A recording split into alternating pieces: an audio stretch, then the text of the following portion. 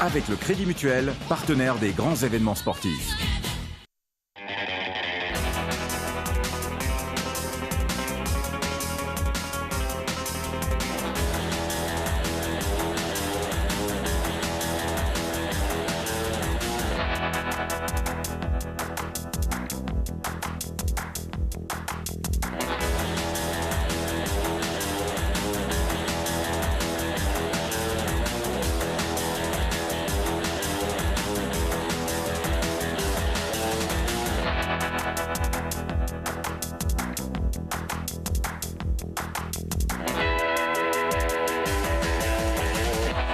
Bonjour à toutes et à tous et bienvenue sur l'émission numéro 69 de LFD.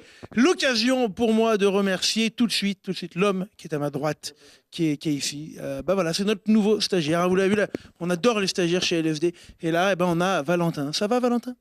Ça va. Comment tu te sens, Valentin? Je suis très bien traité. Voilà, comme Chloé qui a disparu de la circulation depuis la semaine dernière, Valentin est bien traité, il est là, et puis si on a besoin d'un café ou de choses comme ça, il peut aller faire des photocopies, c'est bien. T'as vu comment on vous a bien remplacé les mecs en stage, hein? T'as vu direct derrière Valentin, parlant de stagiaire, comment ça va? Ça va très bien, hein? je reste l'unique, le vrai, donc je suis content. L'éternel bar, à côté de toi, notre petit stagiaire de l'école de journalisme de Nice, qui n'en fout pas une, puisqu'il est au soleil généralement, Benjamin Belay, comment ça va? Ça va très bien. Benjamin Belay, qui, soit disant passant, travaille beaucoup ses abdominaux. Clément Chaussat en face, comment ça va, Clément? Moi, je ne travaille pas du tout. Jamais. D'ailleurs, ton corps ne connaît pas ce mot-là. Et à côté de toi, Réginald Bogos-Mouillant, comment ça va, Red? Ça va, merci Hugo. La forme, notre spécialiste handball et sport féminin, un peu tous ces trucs-là, et foot aussi un peu. Ouais, le truc intéressant. Mais je le dis en plus, vraiment. On en parlera tout à l'heure parce qu'on n'en parle pas assez du hand. Exactement. Et le hand cartonne à Grenoble. Cartonne et ça sent bon la montée en Pro D2. Allez, Pro D2 on dit? Ouais, c'est ça. Ouais. Pro League. Pro League, ouais. Bon, c'était notre ex-expert du handball, Réginald Mouillant, et on va parler du reste de l'actu avec le Flash. Unique partie aujourd'hui parce qu'il n'y avait pas beaucoup de matchs ce week-end.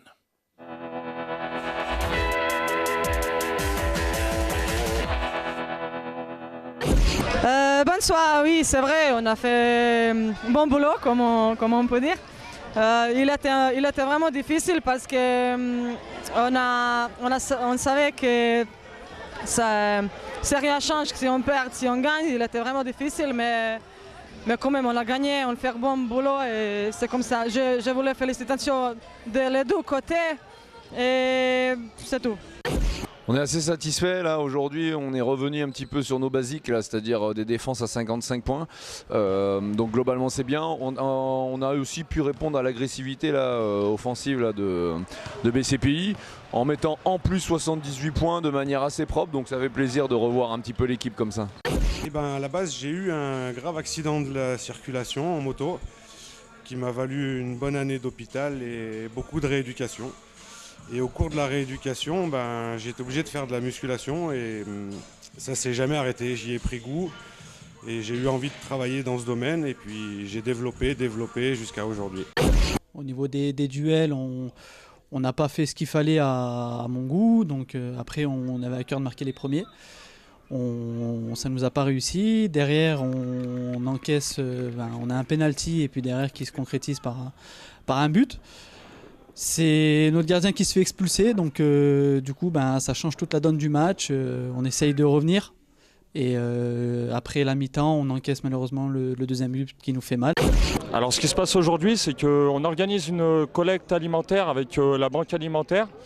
Donc on les a contactés pour organiser une action sociale. On sollicite tous les supporters grenoblois qui viennent au stade à donner un petit peu des pâtes, ce genre de choses pour que ça puisse servir aux plus nombreux. Donc voilà, c'est pour montrer le côté solidaire des supporters grenoblois.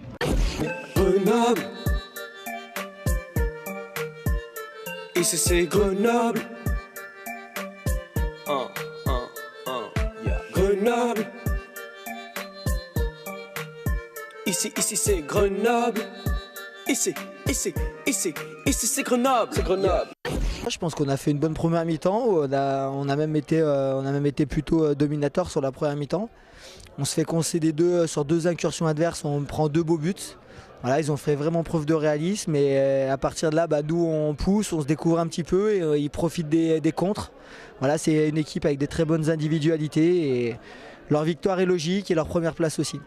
Là, c'était important de gagner 3-0, 3-1, enfin prendre 3 points tout au moins pour la suite des playdowns. C'est hyper important. On vise toujours les 4 premières places. Et on a encore 2 matchs. J'espère que Belin, on va les taper comme au match aller. Et après, on recevra Beauvais, qui j'espère sera peut-être déjà condamné. On souhaite tout ce malheur pour eux et tout ce bonheur pour nous pour la suite.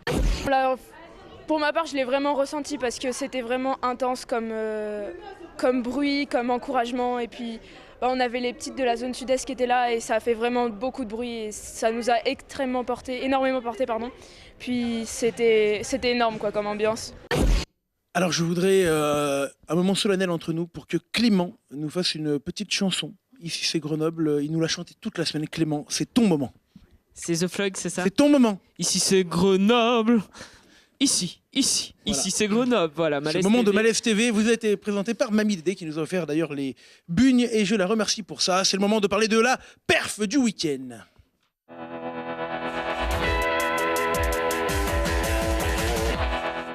Et la perf, mes amis, Réginald, tiens, tu as commenté avec Benjamin, ici, un match du GF38, qui a gagné le match qu'il fallait et qui a mis fin aussi à cette série à domicile de matchs compliqués, Reg, contre Béziers. Ouais, et puis il y avait 6 matchs sans victoire.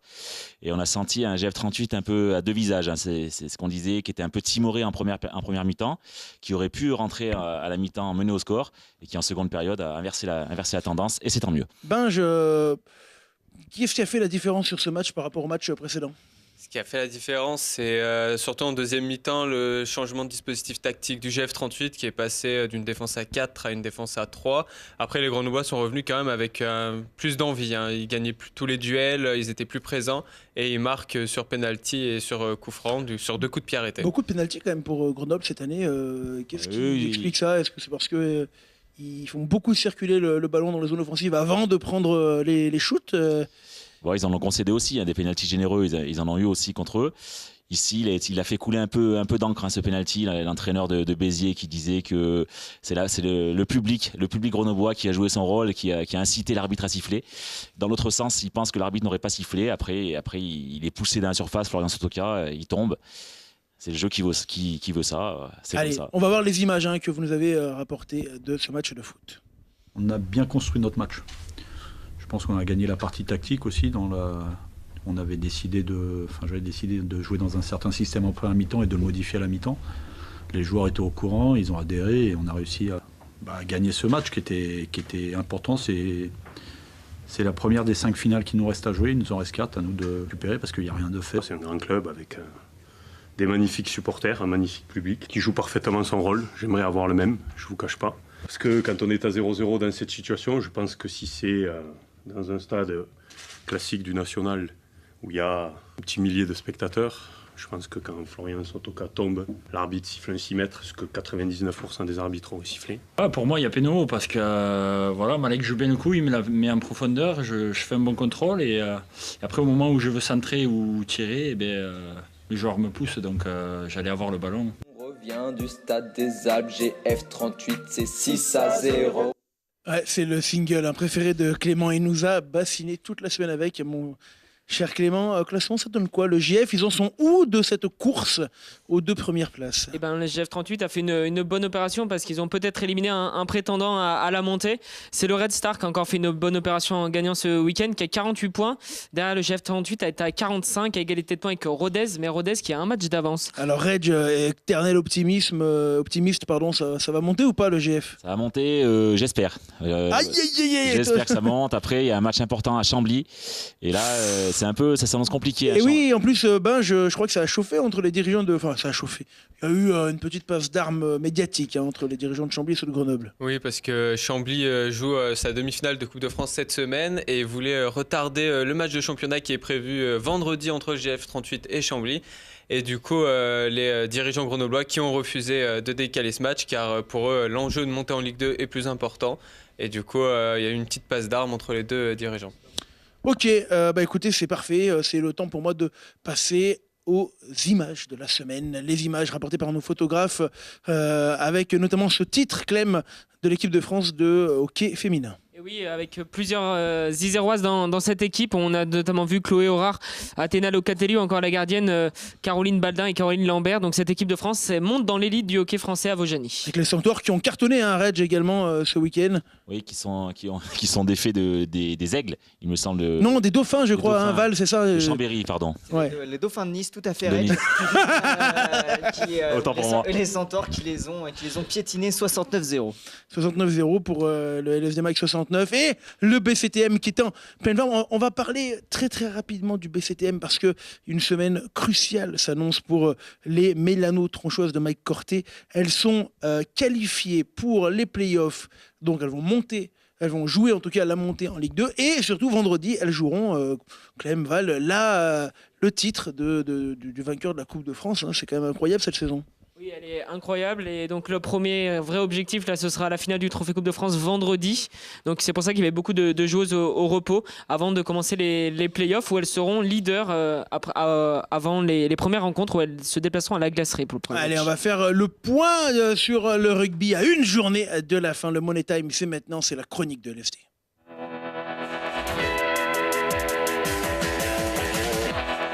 Et on va commencer par le hand, sur la chronique rugby.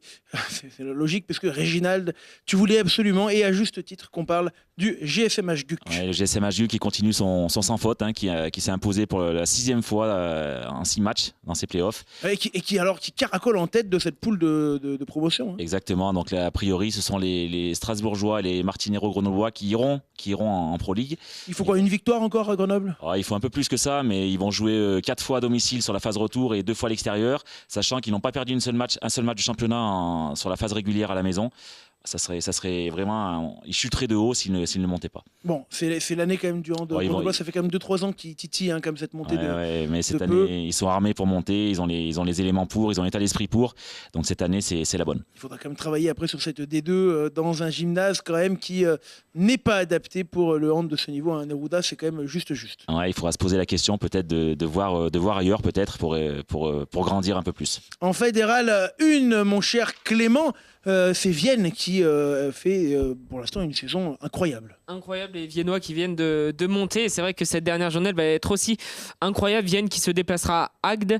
Et il y a encore 4 équipes, on peut dire, qui peuvent jouer les playoffs. Vienne hier, Lasvel et la Seine. Et ça va être très intéressant à suivre. Ouais, les Viennois, franchement, promus et qui recueilleront donc Benjamin Olivier, le coach de la Bièvre, qui viendra du coup...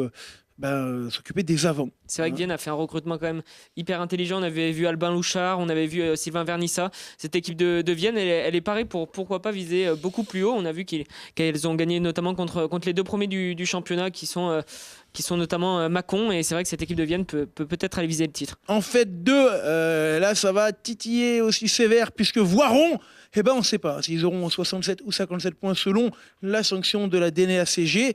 Et ça va être très très très serré parce qu'il y a Annecy également qui normalement devrait être relégué. Donc tout ça rend compliqué. Et alors derrière Valentin, le classement s'est resserré encore ce week-end. Oui, effectivement, c'est très tendu en haut comme en bas du classement. Il y avait eu 2 matchs en retard qui se sont disputés ce week-end. Vinay a chuté à Bellegarde, a chuté lourdement.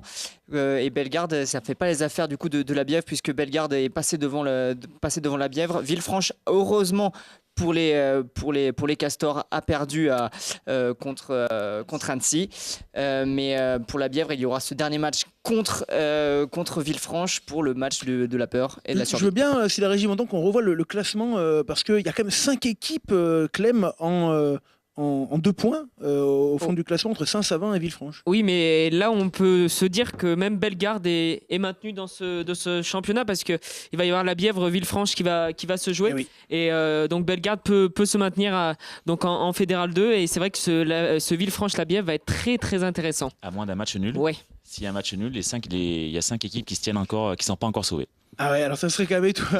On verra, ça va être intéressant à suivre. Qui c'est qui sera? C'est toi, Clément? C'est Reg qui sera du côté de la Bièvre. On verra ça. Peut-être pour le match nul le plus possible. On va voir si on va parier et gagner de l'argent ce week-end. Elle est la fête 3, les amis, avec mon petit Val. Un classement derrière qui semble écrit. Mais attention quand même, parce que les deux derniers se rencontrent et il pourrait y avoir des surprises. Exactement, il pourrait encore avoir quelques surprises en termes de sanctions qui pourraient tomber. Rien n'est encore véritablement fait, d'autant plus que même sportivement, entre Cessin peut encore se sauver s'il gagne avec le bonus à Beaurepaire. Alors, je veux bien, si on peut remettre le classement, il faut noter que Cessin et Beaurepaire s'affrontent lors de cette dernière journée. Même avec le bonus, Cessin resterait 11e, mais aurait le maximum de points de toutes les poules confondues et des avant-derniers. Donc c'est-à-dire que s'il y a un club qui devrait être sauvé, c'est le 11e de cette poule-là. Devant les enfants, c'est pareil, c'est Tournon, Saint-Marcelin sont irrattrapables. Et puis derrière, il y a 3 équipes qui jouent pour les places de classement importantes pour la qualif. Iso, Renage et l'Asmida, Clem. Il y a surtout l'USRR qui va jouer contre Saint-Marcelin. Ouais. Ça va envoyer sec, je pense, au stade Micou. Allez, rapidement, l'agenda de la semaine prochaine avec le FCG Biarritz, quart de finale du championnat de France de Pro D2. Les barrages, est-ce que Grenoble, qui n'est plus qu'à 3 matchs du top 14, pourrait faire l'exploit de revenir dans l'élite française en Fédérale 1? À noter le déplacement, tu l'as dit, de Vienne à Agde, mais également Valence-Romand qui recevra Provence Rugby pour du beurre. La journée des boucliers samedi, on en reparlera dans les prochaines semaines avec les finales régionales de rugby. Le fameux Villefranche-la-Bièvre et Bellegarde voiront éviner Annecy, parce que du coup tout est intéressant en fait 2 et en fait 3.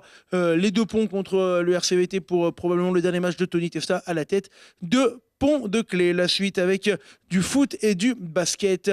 Le basket, c'est tout simplement le BCTM contre Aulnois. La finale de la Coupe de France à vivre sur LSD.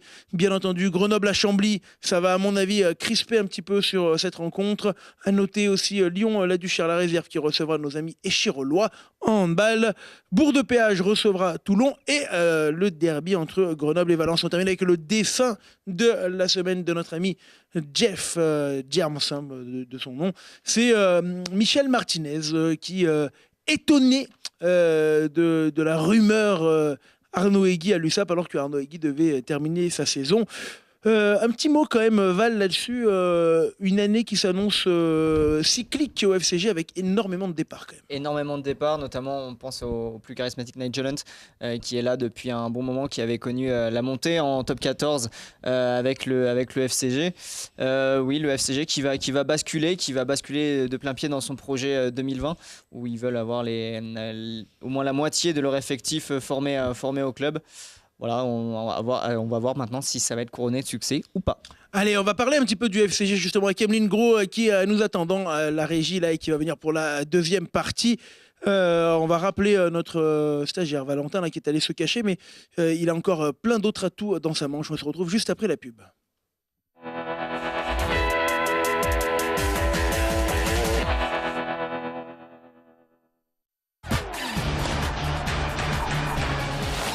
Avec le Crédit Mutuel, partenaire des grands événements sportifs.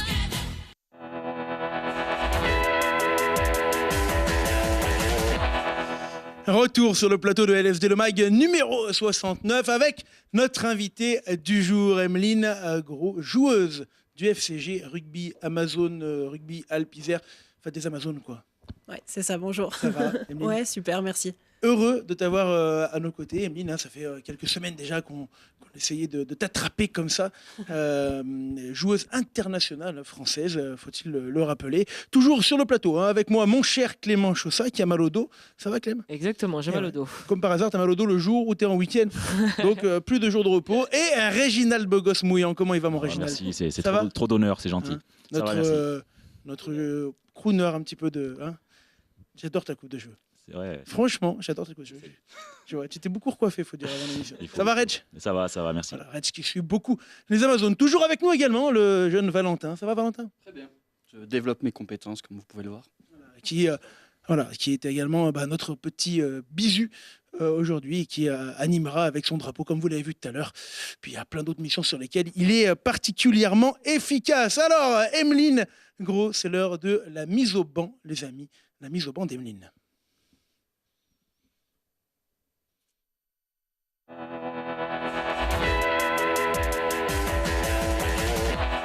Cette mise au banc, on va la commencer avec toi, Clément. Ou toi, tiens, Reg, qu'est-ce qu'on peut raconter d'Emeline pendant qu'on peut voir les magnifiques images qu'on a ressorties de ses archives Je personnelles? disais, du mal à attraper, c'est un peu ce qui caractérise Emeline Gros. On a du mal à attraper quand elle est lancée, quand elle arrive en pleine vitesse. Les adversaires ont souvent du mal à attraper Emeline.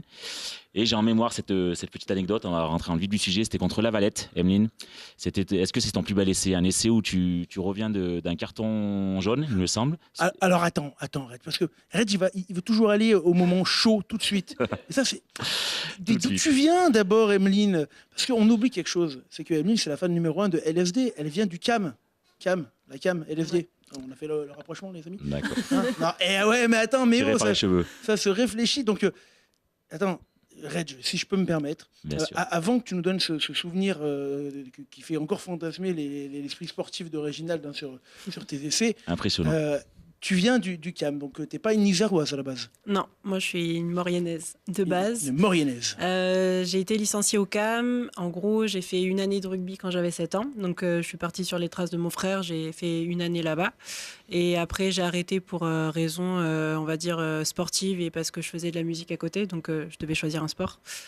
Et donc, du coup, je suis partie sur la gymnastique et la musique. Et du coup, je suis revenue après à 16 ans. Et vu que je devais trouver un club pour... On te voit là avec ton frère, justement? Non. Si, oui, c'est ça. Il y avait... Oui, c'était ma famille. Et du coup, j'ai trouvé le CAM qui voulait me licencier à 16 ans. Et du coup, j'ai attaqué comme ça, après à 16 ans, le rugby. On pose un peu moins cette question qu'avant, mais quand même, comment une fille, aujourd'hui, elle arrive à aller au rugby alors que ce n'est pas le sport numéro 1 français chez les demoiselles? Moi, personnellement, c'est la passion de mon frère aussi, qui était bercé là-dedans, qui a joué des années à Saint-Jean et qui est parti ensuite à Montmélian. Et du coup, j'ai voulu peut-être inconsciemment suivre un peu ses traces. Et puis, c'est surtout aussi mes parents, ils n'ont jamais eu des idées, on va dire, préconçues pour moi. Et le sport que je voulais faire, je le faisais sans tabou, quoi. Alors, les gars, vu que j'ai foutu un peu le Bronx dans la régie, on va pouvoir mettre maintenant le panneau avec le parcours d'Emeline, puisque vous l'aviez préparé. Et vous pouvez peut-être... Non, mais on peut le connaître. On peut le connaître, d'accord. Ouais. Panneau parcours, je pensais qu'on avait un parcours, c'est pas grave. Un parcours, oui, où elle est notamment passée par un centre de perfectionnement Merci, Clément. au lycée Monge de Chambéry. Ouais. Il y a beaucoup d'Amazones qui y passent, comme Alexandra Chambon, qui est jeune internationale. Et Emeline, elle est depuis pas mal de temps maintenant au FCG Amazon. Moi, j'avais une question par rapport justement aux garçons, etc. Jusqu'à quel âge ça se passe dans le rugby féminin? Jusqu'à quel âge vous jouez avec les garçons avant de basculer totalement féminin? On a le droit de jouer jusqu'à 15 ans et après, à partir de 16 ans, on bascule sur les équipes féminines. D'accord. Du coup, je comprends. Alors voilà, j'ai pas les bonnes notes, donc forcément, ça fout le bon. Du coup, je peux même les jeter. Hein. Voilà, comme ça, ne servent à rien. C'était celle de la semaine derrière. Et oui, elle est là. Voilà. Je crois que c'est les bonnes. Ah, mais tu es Emeline Gros. D'accord, j'avais pas compris. Du coup, oui, ça va beaucoup mieux. Et je m'excuse. C'est le printemps, tu vois, moi, ça fait beaucoup, il fait chaud et tout. Alors, Réginald, du coup, maintenant tu peux poser ta question. Déjà, qu'est-ce que toi tu penses de cette joueuse, toi qui as suivi beaucoup les Amazones cette année? Eh ben, moi, je trouve que Emeline, c'est l'atout, on va dire, des Amazones. Hein, quand elle est à la balle, quand elle est lancée et qu'elle parte de son camp, qu'elle reçoit le ballon et qu'elle part de son camp, souvent, elle est inarrêtable. Hein. Elle met les cannes, elle est puissante et véloce. Donc, souvent, elle crée des brèches pour ses partenaires et les Amazones s'appuient sur elle pour avancer. 22 ans, Emeline, tu as un début de carrière, on peut le dire comme ça? Ouais, je pense qu'on peut le dire comme ça, ouais. T'es arrivé à quelle heure, à quel âge, pardon, aux Amazones? Je suis arrivée, j'avais 18 ans. Donc c'était pas encore les Amazones du FCG? Non, c'était Sassenage, les Amazones. Donc tu as joué directement en une ou tu es passé par... Non, j'ai eu la chance de jouer directement en une avec elle. Et pour les cadettes, j'étais avec les féminines de Savoie. D'accord. Cette transition, Sassenage, qui était un petit club, qui n'avait pas l'aura qu'a le FCG, et la transition avec le FCG, toi, comment tu l'as vécu? Bien, je veux dire, on a eu des atouts au niveau des structures, au niveau des entraîneurs, on a eu une organisation qui a été différente. Et je pense que c'est ça aussi, nous, qui nous a permis de progresser. Et c'est vrai que c'était des attentes que toutes les joueuses avaient. Donc moi, personnellement, je l'ai très bien vécu. pourvu que ça dure, quoi. Faut que ça continue dans cette lancée et on verra pour plus tard. Reg, du coup, tout à l'heure, tu nous parlais de tes souvenirs d'essai. On a une vidéo d'ailleurs de ton triplé contre Rouen l'année dernière. Toi, c'est lequel qui t'avait marqué? Et celui-là, je crois que c'était la semaine d'avant, la semaine après Rouen.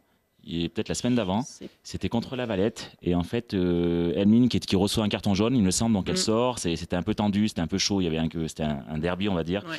Donc il y avait quelques marrons qui étaient sortis. Et tu reçois le ballon au milieu de terrain. Et après, la suite, tu dribbles, tu percutes. Et je me rappelle la pilier de cette équipe de la Valette qui est restée sur le carreau pendant un petit moment. Sur le cul, tu peux le dire. Charge. Ouais, plus que ça. Et donc, tu avais dribblé 6 ou 7 personnes. Et est-ce que c'est ton plus bel essai, Emeline? Certainement, dans le sens où je fais pas attention aux essais que je marque, en fait. Enfin, je me souviens pas des essais que j'ai pu marquer. Après, celui-là, oui, ça a été ouais, peut-être le plus beau, oui. Après, c'est... je sais pas, je regarde pas forcément. Non, pas question que j'en ai mis beaucoup, c'est question que je fais pas attention à comment ça s'est déroulé. En fait, je me pose pas la question, je me dis qu'à la ligne, faut aller marquer le plus vite possible pour nous permettre une bonne entame de match et nous permettre d'avancer et du coup de scorer rapidement, quoi, tout simplement. Le rugby féminin, on sait qu'il a beaucoup évolué. Toi, en 4-5 ans, tu l'as vu encore évoluer, passer un cap physiquement notamment? Oui, je pense que tous les jours, on voit des améliorations et sur tout ce qui est, on va dire, prépa. Au niveau de la préparation physique, on a augmenté un cap. Il y a des choses qui s'ajoutent. Par exemple, je sais qu'avant, c'était uniquement des entraînements terrain. Et là, on a des instaurations des séances de musculation, des séances de physique, des séances où on allie terrain et jeu, ou des séances, ça va être plus spécifique sur la technique. Et du coup, oui, c'est en perpétuelle évolution. Et je pense que faut que ça s'inscrive dans le temps. Et plus on va avancer, plus ça va changer et plus ce sera performant, on va dire. Alors, on a une rubrique qui est magnifique sur LFD qui s'appelle le pot belge. Est-ce que tu connais le pot belge? Non. C'est une rubrique, en tout cas, où on fait de l'esprit. On va le dire comme ça. Le pot belge de LFD.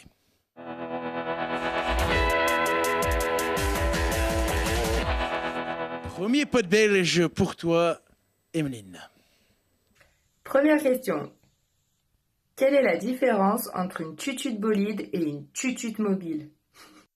Alors, le pot belge, c'est les questions qui nous viennent comme ça spontanément de tes fans, on peut dire comme ça. Et là, c'est donc Céline Esprit, une de tes coéquipières. C'est ça. Tutute mobile ou tutute quoi? Bolide. La différence, on veut savoir, et puis d'où ça vient. Alors, ça vient de... c'est Céline qui l'a instauré. C'est bateau, mais c'est arrivé d'une pub à la télé, les tututes bolides, les petits jouets pour les enfants. Et je sais pas, un jour, elle s'est mise à m'appeler comme ça. Et du coup, moi, c'est resté la tutute bolide et elle, la tutute mobile. Et la différence, c'est que je dirais que la tutute bolide va plus vite que la tutute mobile. Voilà, c'est ce qui nous différencie, je pense. Du coup, prochaine fois dans l'article, je veux voir la tutute mobile, tutute bolide. De FCG. Alors, comme Céline, elle avait beaucoup de questions à poser, on a été obligé de la scinder, mais elle en a une deuxième qui arrive tout de suite. Deuxième question. Peux-tu nous expliquer la règle du jeu concernant Marc dans les 22 mètres et comment toi tu l'utilises en match, qui t'aura valu un sacré cagoulin d'ailleurs? Un cagoulin. Ouais. Alors on va déjà expliquer la vraie règle du marque, les amis. Le marque en rugby, mon cher Réginald, c'est quand on réceptionne un ballon dans les 22 mètres et qu'on signale à l'arbitre qu'on veut arrêter de jouer. Jusqu'à là, tout le monde est d'accord? Ouais. Oui. Maintenant, on aimerait bien avoir la version Emeline Gros. Alors, ma version, c'est que j'étais dans les 22 mètres, mais en fait, j'ai pas rattrapé le ballon de volée et le ballon a fait plusieurs rebonds. Et je pensais que ça s'était accordé. Du coup, j'ai crié Marc. Et tout le monde s'est arrêté. Et en fait, l'arbitre, il a dit non, jouez. Et du coup, je suis repartie. Mais c'est vrai que ça m'a valu le cagoulin. Et je suis un peu, des fois, on va dire, pas très à jour sur les règles. Il y a des fois, je sors des trucs comme ça, un peu des bêtises, et on me reprend vite. Est-ce que ça veut dire que tu n'es pas une fanat de rugby globalement? Tu aimes, toi, faire le sport, mais est-ce que tu es une passionnée de rugby? Est-ce que tu regardes des matchs Oui, à côté, je regarde des matchs. Si, je pense que je peux dire que je suis une passionnée. Après, c'est vrai qu'il y a des règles, des fois, je passe un peu à côté, quoi, mais j'essaye de m'y tenir, de regarder. Là, par exemple, sur les nouvelles règles de cette année, on a eu un arbitre qui est venu, et c'est vrai que j'essaye d'être un peu à cheval là-dessus, parce que du coup, les filles, comme elles disent pour une internationale, pas connaître les règles, ça craint, quoi. Voilà, on ne passera pas cet extrait, bien entendu, à l'écran. Reg, toi, cette équipe des Amazones, comment tu la trouves? Ah, t'annonces. Voilà. Elles seront championnes de France. Je le souhaite de tout mon cœur et elles le méritent. Ça fait 2 saisons de suite qu'elles sont invaincues en phase régulière, c'est quand même pas rien. Elles arrivent face à... Il y a de l'opposition. Il y avait Caen cette année, il y avait Stade Français, qui est une belle équipe du Stade Français. Donc elles ont réussi à gagner à Caen, expansionnaire du top 14, 2 fois il n'y a pas longtemps. Donc elles méritent pour moi d'être championnes de France, même si, on en parlait tout à l'heure, même si elles montent. L'an prochain, elles seront, Hugo, je pense que tu voulais en parler, elles seront l'an prochain en élite. Bah oui, parce que du coup, c'était un peu le débat qu'on avait tout à l'heure. L'an dernier, vous loupez la montée sur une finale, alors que vous n'aviez pas perdu un match de l'année, vous en avez perdu que un, celui qu'il ne fallait pas, contre Bayonne, tout le monde s'en rappelle. Du côté de Béziers, voilà, je remue un peu le couteau dans la plaie, mais il y en a, j'ai d'autres couteaux encore à remuer après. Et puis alors finalement, Emeline, la déception passée, vous repartez en deuxième division, et puis là, on vous annonce en courte saison, quoi qu'il arrive, tout le monde monte. C'est pas exactement ça, mais élargissement de l'élite, donc plus de clubs en élite. Et alors, pour moi, observateur, je disais, est-ce que ça enlève pas un peu de charme? Je sais pas, vous les gars, est-ce que ça vous enlève un peu du charme? Non, moi je suis content, puisqu'elles vont monter, donc ça enlève pas de charme. Après, je pense que peut-être les matchs seront plus, disons, détendus. Je veux dire, il y aura moins de pression et on verra des matchs plus jolis. Ce sera vraiment le titre de champion maintenant, et c'est vrai que ça va peut-être les libérer d'un certain poids, d'une certaine pression aussi. Est-ce que tu es délivré, justement, de savoir que tu vas jouer en élite? D'un côté, c'est top, c'est retrouver les Amazones à leur niveau qu'elles étaient avant. Après, nous, l'objectif, c'était, monter ou pas monter, c'était vraiment le bouclier, quoi. C'est réparer, entre guillemets, l'erreur qu'on a pu commettre l'année dernière en finale. Mais c'est le bouclier avant tout. Et puis, inévitablement, l'année dernière, après la réforme, on aurait gagné le bouclier, on serait monté. Mais là, du coup, vu que la réforme est passée, d'un côté, c'est tant mieux, quoi. C'est 2 en 1. Si on peut le faire les deux, donc tant mieux. Ok. Ça va, Valentin? On voit pas assez le drapeau du FCG. Est-ce que tu peux un peu le... Voilà, merci. Et on a un fan numéro 1 quand même. Il est sympa, tu vois. Il est cool. Il honore ta présence avec ce joli drapeau. Merci, Valentin. C'est l'heure du deal, Emeline. C'est le deal,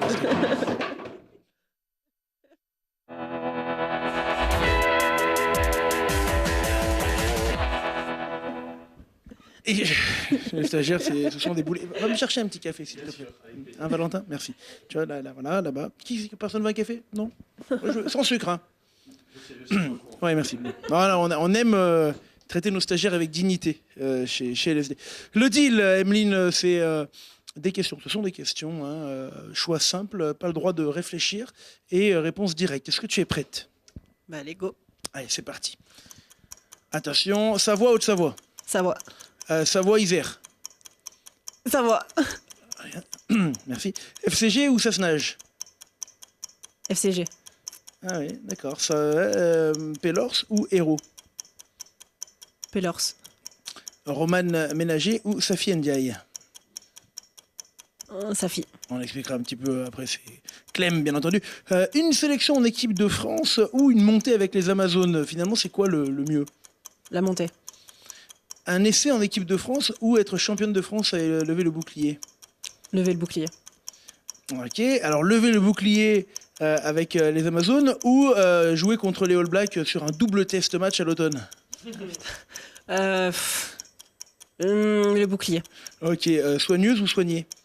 Soigneuse. Infirmière ou rugbywoman?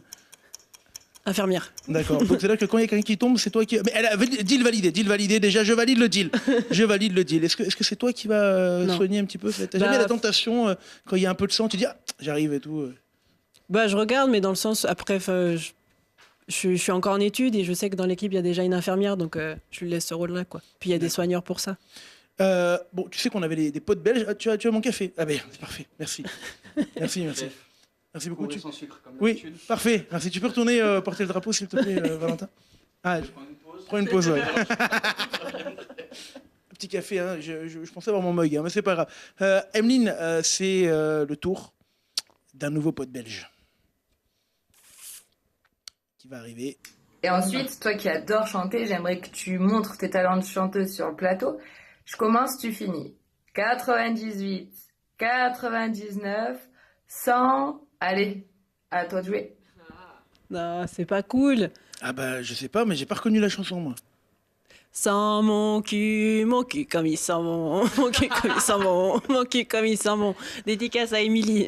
D'accord, cette image va rester longtemps gravée dans nos souvenirs et je sens qu'il y a une âme un petit peu pas sympa qui va faire un petit cut là-dessus pour la mettre en avant, hein, on est d'accord.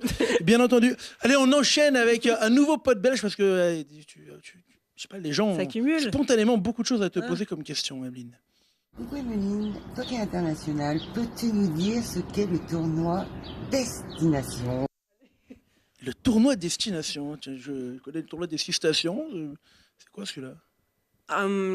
En fait, on partait à Rouen et on était en train de manger tout ensemble, du coup, dans une brasserie avant le match.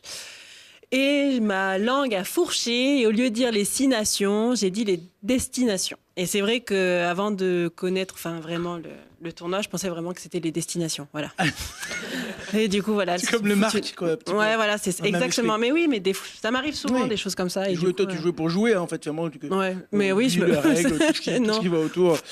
Ça t'étonne un petit peu tout ça, Régine? Non, parce que fraîcheur d'esprit. Voilà, Emeline, elle est là, on voit qu'elle est là pour le jeu, et puis voilà, et puis après, ce qui lui arrive derrière, un destin international, on lui souhaite. Ce qui arrive derrière, et ben après, c'est. Aïe, le destin international. J'annonce un jour Emeline, capitaine de l'équipe de France. Alors attends, si ça arrive, nous on veut un maillot sur LSD. Ah bah oui. Un maillot de l'équipe de France, capitaine, obligé, tu le prends. Alors par contre, non, mais on va parler de l'équipe de France. Tu as connu tes premières sélections en équipe de France. Ça s'est même plutôt bien passé. Oui. Et puis, il y a eu ce match à Grenoble qui s'annonçait, qui a été d'ailleurs une réussite. Un stade des Alpes plein, incroyable, un record du monde, hein, Clem. Record du monde avec plus de 17 000 personnes dans le stade. C'était hallucinant et ça a montré également que le rugby féminin continue de monter. Et alors là, tu es passé à côté de la sélection. Alors, il y a plein de raisons. Tu vas nous l'expliquer, le pourquoi, et puis surtout comment tu l'as vécu et comment aujourd'hui tu es reparti.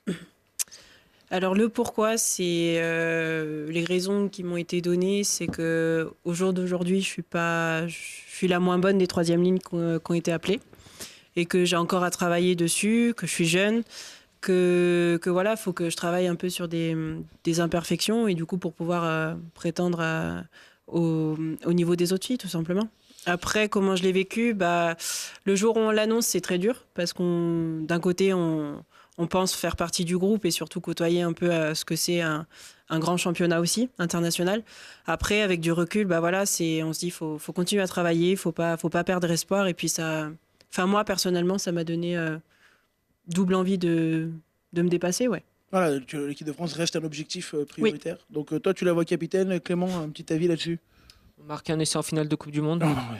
Ils sont sympas. Ils sont sympas beaucoup plus que moi parce que moi, je vais te mettre encore en difficulté, ma chère Emeline, avec la dernière question du pote belge. Dernière question, très existentielle puisqu'elle t'aura valu 12 heures de réflexion pour aller à Caen. Pourquoi ne peut-on pas dire que l'eau est plate? Le petit sourire à la fin qui en dit long. Pourquoi ne peut-on pas dire que l'eau est plate? Alors, on a eu un débat avec Margot Donzel. La capitaine des Amazones.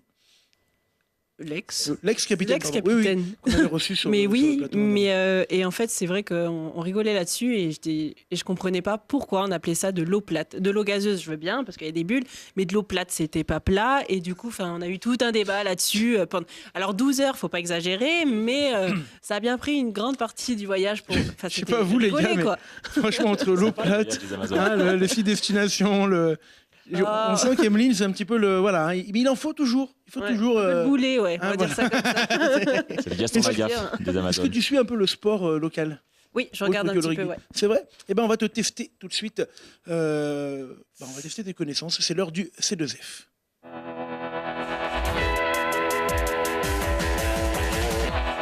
T'as une bonne vue? Ouais. Et ben voilà, tu vas avoir un texte avec des trous. Et tu vas devoir deviner les mots qui manquent. T'as pas le droit de réfléchir, faut aller super vite. C'est parti, tu présentes le JT. Alors en football, le GF38 s'est imposé 2-0 face au Hérault de Béziers. Avec cette victoire, le club isérois consolide sa dernière place. En volée, le GUC, c'est ça, non? GUC a... GUC a toutes les j'en sais rien, les adversaires de Strasbourg et étant. Vite. Vite. Chemin pour se maintenir. C'est pas mal, la suite. Allez, on enchaîne vite, on n'a plus le temps. On enchaîne. En rugby, le SCG de Stéphane Glass a gagné à... c'était où déjà? Ils ont gagné où il y a 2 jours? Je sais plus. Aïe. Bah vite. À Angoulême, ouais. 10-19. Les Grenoblois recevront le Biarritz Olympique à la maison samedi prochain pour le barrage. En Fédéral 2, les Grenoblois de Vinay se sont inclinés 38-15 contre Bellegarde et joueront pour le même moi je sais pas. La première place, la semaine. Le podium, oui. Ouais, allez, dernière parce que là on dépasse, dernière. Pour finir du handball, oui, tu disais non. Allez, dis-le. GSMH GUC continue son parcours sans faute en play-off. Il ramène les 3 points de la. Allez, de la bonus et de l'Anester. Handball toujours. Les filles de Bourg de Péage ont commis lors de leur premier match des playdowns 24-22 face à Draguignan et devront se rabibocher contre les joueurs de la Rochelle de Toulon. Voilà. Et ben voilà, selon mes statistiques, tu as un taux de 12%, ce qui est déjà pas mal pour quelqu'un qui ne connaissait pas la règle du marque. Merci beaucoup, Emeline. Merci les gars. Merci Valentin pour le café. Tu es un bon stagiaire. On te garde au moins encore 4 semaines. Allez, ciao.